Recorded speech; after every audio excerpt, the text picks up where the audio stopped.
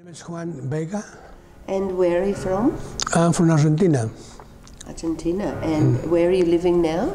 I'm living in Sydney. In Sydney. Okay. How long have you been in Sydney? 43 years. Wow, 43. So, did you get your self-realization in Argentina or? No, in Sydney. In Sydney. Searching for a long time. When I was 10 years old, my little sister died. So I wanted to know what's happened to us when we die. And then I started searching on different religion, philosophy, and really anything connected with the mind, the spirit of the soul, voodoo, macumba, black magic, hypnosis, psychology, parapsychology. That was my hobby. And ended up living in New York. And I thought when I arrived in New York, to me it was like a land in another planet, because I grew up in a sugar plantation in north of Argentina. And I thought to myself that New York will be the place where I found what I was searching for, because in New York is a market for everything. But it wasn't, it was the contrary. When I came back to Buenos Aires, immediately I migrated to Australia in 1974. And again, I went to different philosophy from an outside, looking into it to know what's happened to us when we die.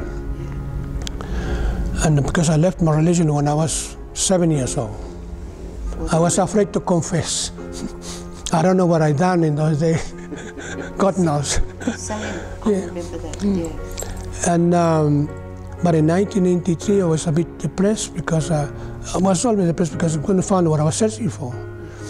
And then I saw Shri Mataji arriving to international port in Sydney. When I saw her on the television, I feel something in my heart I feel for nobody in this world. And I said to myself, oh my God, who is she? What she is doing here? She got so much love and compassion for me.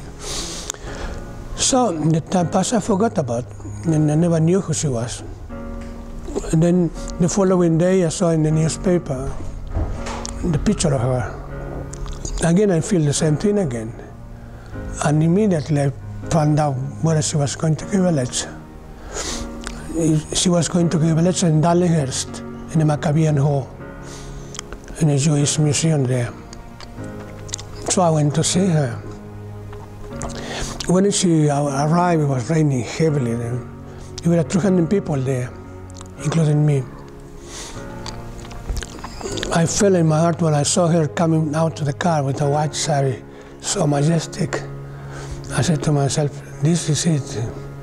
This is the end of my searching. But until when we went inside, Shri Mataji started talking, and she said, come to me with an open mind. Don't believe what I said. Believe in yourself that you deserve to know the existence of God. It puts me up there, up here, skeptical, full of wonder, because I mean, it was a lot of things that was happening in that moment. But in the end, I was feeling like a child who lost his mother and found immediately, can feel a cascade of this cool breeze in my body, in my hands. It was an overwhelming feeling. The interesting thing what happened after was that she said, all those who got to the experience of self-realization want to talk to me, please come on stage. So I was the third one who went to see her. That was interesting. When the time came, she asked me, what's your name? I couldn't speak. I couldn't think. Exactly. And then the man was sitting beside her. She asked her a question, do you understand what she said? I was like a Marcel Marceau with my hand, talking with my hand. And then she asked me, where are you from? Nothing came. And then have you got experience? And she got closer to my eyes. She said, oh my God, your pupil is so open when this energy passing here and appearing here. She said, what's happened to you now? Don't be afraid. You are absolute in the present. The future and the past suck in, and you are here now. This is why you will become normal later on, she told me. And then I leaned, I did a mascot to her, which I never done for nobody in my life. She was barefoot, so I put my head between her feet. And from there she leaned and she hit in the back, in the center heart, "You will be all right, you will be all right," 3 times. I thought it was a bit hard. That happened when we went to India. It was the second time that I spoke to her.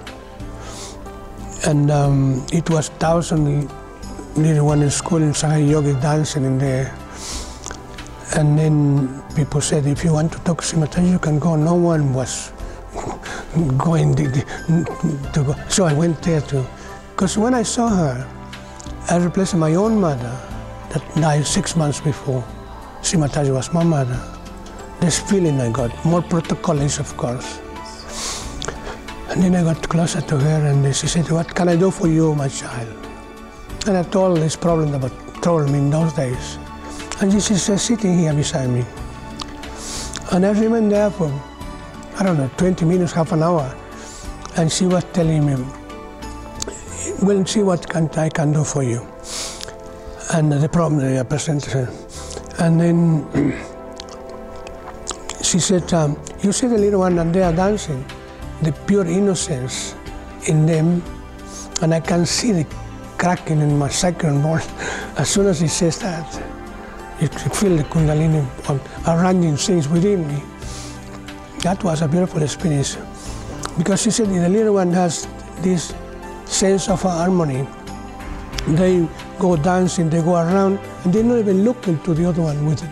You know, the stick dance they do, the 2 sticks in the hands, they go around, and then they go there.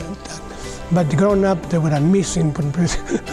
Yeah. And she said, see the little one, how they work. We said, this is the pure balance of an innocence of a child. And that was working on me. And any comment that you would do for them, different things, I can feel within me, crack, crack, crack. And then the second time was, I began to know that Shri Mataji was going to give a lecture in the United Nations for the first time. And he will go to South America first. And then I said to someone in Switzerland, when you have the news, please call me. And then one day this gentleman called me. Are you standing or sitting, he told me. And I said, I'm sitting. I'm good. I said, I will give you good news. Shri Mataji is arriving in Colombia in 5 days. Immediately, I called the leader and I arranged everything. So I arrived 3 days before she arrived in Colombia. When the group of yogi from Colombia were giving flower to her like we do, and I was the last one, deliberately I did, to present. I nearly fainted when she said, "Juan, I'm glad that you are here." She remembered my name. I never told my name. That to me. Eventually I realized how she could read my mind word by word. When I discovered that, twice she did. And I was absolutely, you don't know if you are going to breathe or you're going to, it's an awful feeling. I mean. And then the second time that she read my mind, we were flying from Rio to New York. But anyhow, when I was in Colombia, I'm going back to Colombia. In the end, I was going to South America, to Brazil in the same plane as her, and then I will go to Argentina.